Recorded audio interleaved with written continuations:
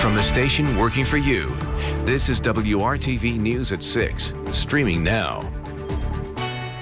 Thanks for joining us here at 6 o'clock. I'm Nicole Griffin. First tonight, a developing story on the city's east side. Police tell us at this hour 2 women are injured after a shooting, and the male suspect who then exchanged gunfire with police is also hospitalized.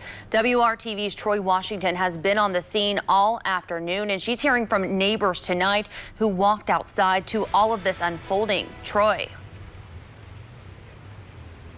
Nicole, the neighbors here at Parkway Terrace, they're clearly shaken up after hearing those gunshots and then hearing screaming, followed by police rushing into their complex here. As you can see, according to police, once they got here, they found 2 victims already injured from a shooting. Police say they started chasing a man who had a gun.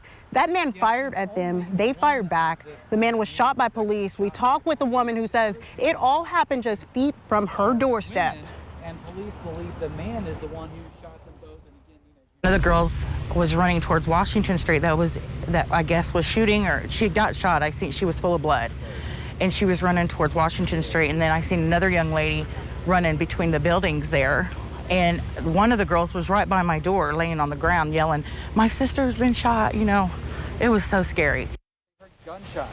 As they pulled up and got out. Now, investigators are here checking out that surveillance video. They're talking with witnesses, and tonight at 11, we will continue to peel back the layers here to determine what started this all, and we'll bring you the latest on this investigation. Reporting live on the east side, I'm Troy Washington, WRTV.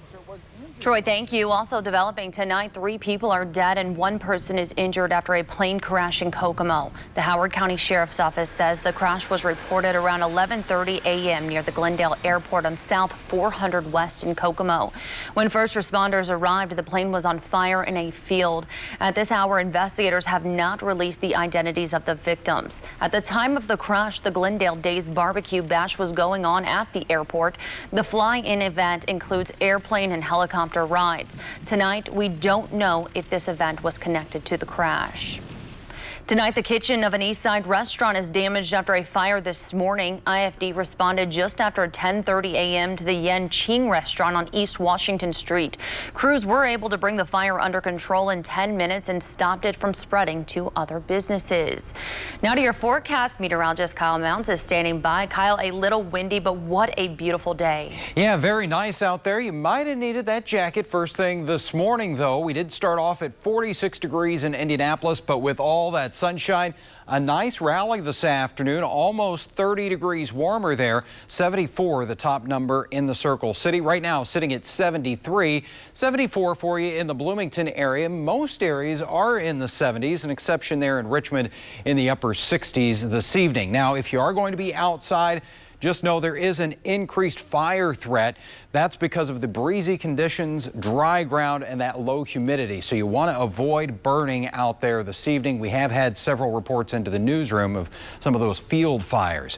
This evening, our forecast, 70 degrees for us, partly cloudy skies at 7 o'clock. That sun will set here about 7:45 as those skies continue to clear out. It does get a little bit cool, but we've got more of a warming trend. We'll talk about that and a rain chance in the 7-day planning forecast. All right, Kyle, thank you. Now to our continuing coverage of the coronavirus and its impact on Indiana. The state health department reports 3 more deaths. 3,281 Hoosiers have now died with COVID-19. More than 111,000 Hoosiers have tested positive for the virus. More than 1.8 million people have been tested in Indiana. The Colts lined up this afternoon for their first home game of the season. 2,500 fans got a chance to watch the action inside Lucas Oil Stadium. Everyone had to undergo temperature screenings upon entry, and there were quite a few Vikings fans there as well. The attendance number goes up next week. 7,500 fans will be allowed in for the Colts game against the Jets. As for today's game, the Colts trying to avoid an 0-2 start to the season, and a handful of fans wearing blue and white there got to see their team get a win today. Brad Brown has a recap of the home opener. A picture-perfect day downtown for football, but the first part of Sunday's game was anything but pretty for the Colts. After giving up an early field goal, the first possession was brought to a quick stop by an injury to wide receiver Paris Campbell. He missed so much of 2019 with no fewer than 4 injuries. Getting carted off today, looked like he hurt his left knee. Campbell did not return. The opening play of the second quarter saw the Colts in the red zone, but tight end Mo Cox was unable to squeeze Phillip Rivers' pass. The deflection turns into an interception. Indy's defense, though, was able to get a 3-and-out to hold. Marlon Mack is out for the season, so Jonathan Taylor moves to #1 running back, and he got touchdown #1 on the season. 26 carries this afternoon. He certainly looks like he belongs. Indy taking a 7-3 lead there. More from the defense. After a punt pinned the Vikings inside the 5, Colts able to pressure that into a safety. DeForest Buckner with the sack in the end zone. 2 more points on the board and a 9-3 lead. Before the end of the half, the Colts D gets a takeaway. Pass deflected by Julian Blackman. Khari Willis comes up with his first interception. Great return back into Vikings territory. Indy would get another field goal out of that. They had a 15-3 lead at halftime. Mo Cox tipped that early pass into an INT, but the rest of his day was filled with some very impressive big gains. 33-yarder as the first half wound down. Colts got a field goal out of that drive. And in the opening minute of the fourth, a great physical play to come up with the catch. 27 yards on that one. Mo averaged 22 yards per grab this afternoon. The Colts would add 6 more points from that drive. Rivers to Zach Pascal, his first TD catch of the season. Minnesota didn't have much to offer today. The Colts power through to the 28-11 win, and even their record at 1-1. Credit to Flus and the staff. It wasn't just that. It was a whole scheme of things, but really scheme is only the minor part of it, and the defensive staff deserves credit for that, but it's really the players. The players just came and they played with discipline. They played aggressive. We did everything on defense as a unit that you needed to do to stop an explosive run game. You know, we talked about it all week. It takes 11 of us. On the front side, we needed to set edges, and the back side needed to stay alive and, close, and that's what we did all game. Obviously, there's some details that we got to clean up, but, that was the key points and emphasis of the weekend. That's what we did. I think this team's built to win in a lot of different ways, and however that is each and every week, I think that our guys and our staff were all committed to doing that. So it was the way the game was today was our defense was on fire. We were running the ball well, and it was just don't turn it over. You get a feel for the game, and you understand, okay, we got to set the line of scrimmage up front. We got to make sure that we establish the run. So you really just, you get in that mindset, what kind of game it's going to be, so it prepares you for the rest of the 3 quarters. Taylor finished the game with 101 rushing yards, the first Colts rookie to run for a century in 8 years, got his first touchdown as well. Mo was Rivers' favorite target today, 5 catches for 111. Rivers hit on 76% of his passes today. A couple of those misses were not on him. And what about the Indy D? Only 175 total yards against, 3 picks, 3 sacks. Great way to get a W in week 2. Now, we will have to keep an eye on that Paris Campbell injury. That could prove to be something long-term, which would mean another big change to the Colts' offensive scheme going forward. But Indy avoids the dreaded 0-2 start. 1-1 now. We'll see if they have a little momentum coming back home next Sunday, week 3, when they host the New York Jets. Brad Brown, WRTV Sports. All right, Brad, thank you. President Trump standing by his vow to put forth a Supreme Court nominee as soon as this week. Coming up, the likely candidates and why Trump's political rival is calling the president's plan an abuse of power.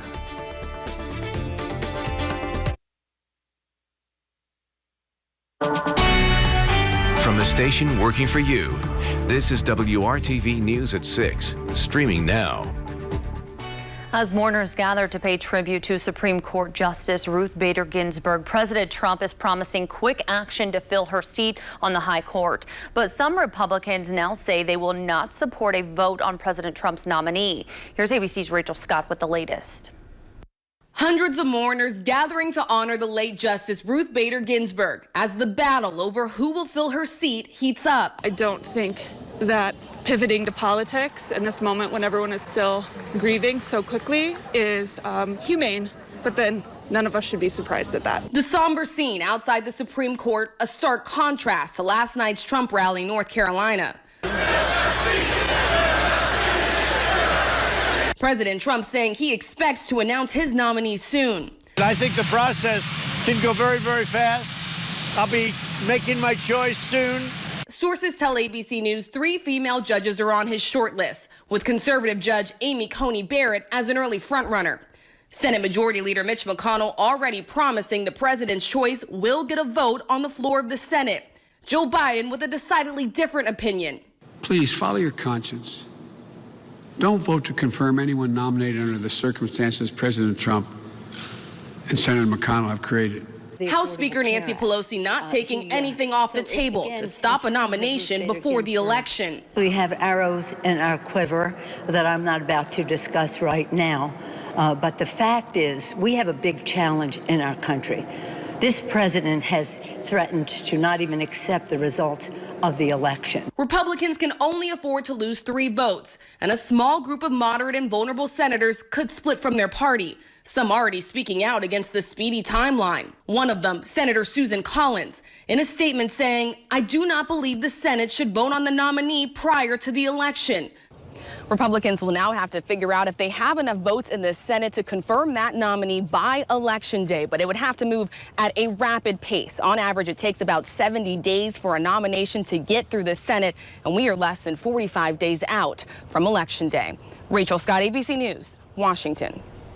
Rachel, thank you. The 2020 election is fast approaching, less than 2 months away. Let WRTV be your central source for all you need to know before November 3rd. Go to our Vote in 2020 digital section. You'll find everything you need to know there, including who's on your ballot, where you can vote and when, how early voting works and when that starts, what mailing in your vote looks like, and any other questions you might have this election season. Keep a tab open at WRTV.com/vote in 2020. A judge is blocking President Trump's ban on WeChat downloads for now. The Commerce Department had issued restrictions against both TikTok and WeChat, citing national security issues. But the federal judge today said the ban represents a violation of free speech and that the Trump administration did not provide enough evidence to address national security concerns. The judge said there are other ways to complete such a ban, like barring WeChat from government devices. The injunction against the ban comes after President Trump on Saturday approved a deal involving TikTok, Oracle, and Walmart. Kyle.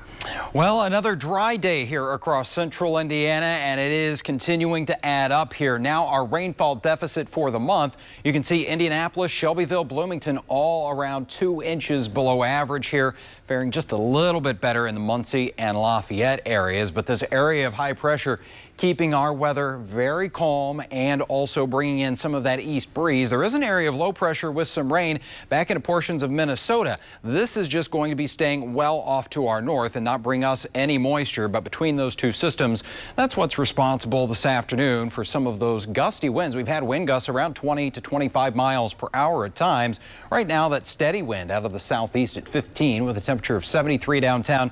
And again, just very low humidity out there at 21%. We've had a few clouds sneak in there, but still mostly sunny skies. We'll go clear tonight and cool once again, so the kids might need that jacket out there at the bus stop first thing. 46 in Bloomington, 47 in Indy, and I think we'll find those lower 40s around Peru, Logansport, and Kokomo. Your Monday forecast, temperatures will start to warm up here with lots of sunshine once again. We'll get into the lower 60s before the morning is over. Your lunchtime number coming in around 65 degrees, and we will get those afternoon temperatures a little closer to that average mark here as we get into the middle 70s for that afternoon high. We have enjoyed some blue sky this weekend. We got a break from the smoke from those western wildfires. It's been kind of bottled up to the west here throughout the weekend. But as we go into tomorrow, we're going to notice some of this gray representing that haze in the air filtering back into northwestern Indiana.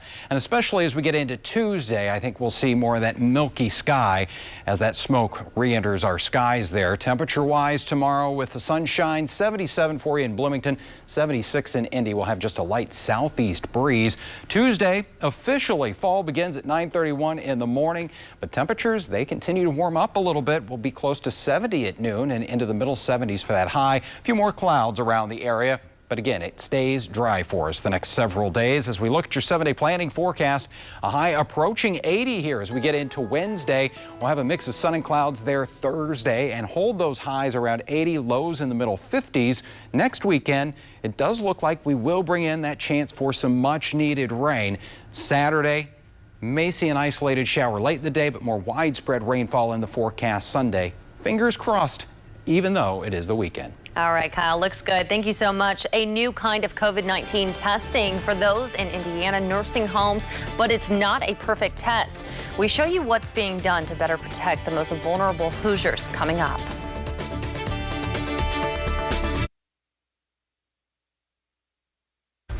Join WRTV and the Indiana Black Expo for a free Zoom webinar on preparing for job interviews in the virtual environment. It's this Monday from noon until 2 p.m. presented by Cummins with tips from Hiring Hoosiers partner Spherion Staffing. You can then put what you learned to use at our next virtual Hiring Hoosiers Employment Opportunity Fair. It starts at noon Tuesday, September 22nd, and it's also free. Companies looking to hire include FedEx, First Merchants Bank, Indianapolis Airport Authority, Lowe's, and many more. For more information and to register, just go to indianablackexpo.com. Hundreds of nursing homes throughout the state are receiving antigen testing machines from the federal government. The goal is to get quick results and stop the spread of COVID-19 in long-term care facilities.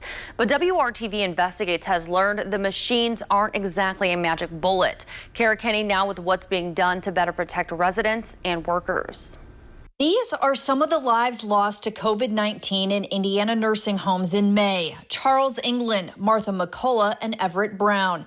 60% of the deaths in Indiana have been nursing home residents and staff. The federal government is looking to stop the spread of COVID-19 and increase testing at nursing homes. This is a new antigen testing machine at Otterbein, a facility that's lost 20 residents to COVID-19. Because of visitor restrictions, our cameras aren't allowed inside, so we asked Otterbein to take some video for us. The federal government is sending more than 500 of these machines to Indiana long-term care facilities as part of its effort to stop the spread of COVID-19. These antigen machines are important because nursing homes can test residents and staff and get results in just 15 minutes. Nursing homes say while the machines are accurate in identifying positive cases, they're only about 60 to 80% accurate in identifying negatives. False negatives are a concern. Zach Cattell is president of the Indiana Healthcare Association, which represents nursing homes. It's one extra piece of data. The machines are certainly better than having nothing at all. And, facilities, along with their nursing staffs and physician staff, can work through what the information means from the machine taken into context with any kind of signs and symptoms. State health officials say they're aware the antigen tests from the feds are less sensitive than regular PCR tests, which detect the virus's genetic material. If you have someone that's symptomatic or maybe someone that is a close contact and you get a negative result on your antigen test, then again, we ask that they follow up with the PCR test. I think everybody's concerned when you have any kind of lab equipment or any kind of test that has a false negative. Cattell says another challenge, the federal government only sent a small number of supplies to run the machines. So now nursing homes are trying to use their own vendors to get supplies. Many of our members are hiring additional staff just to run this test regime because it is extraordinarily consuming, both from administration and reporting the data. Indiana nursing homes are concerned about what they'll do when financial help from the federal government runs out. They're caring for people who are the most vulnerable to COVID-19. So in addition to testing, they're working to make sure nursing homes are set with PPE and good infection control procedures to hopefully prevent outbreaks and save lives. Even with everything buttoned up as well as we possibly can, that's never a guarantee. And so our members will remain vigilant in this fight. Working for you, Kara Kenny, WRTV.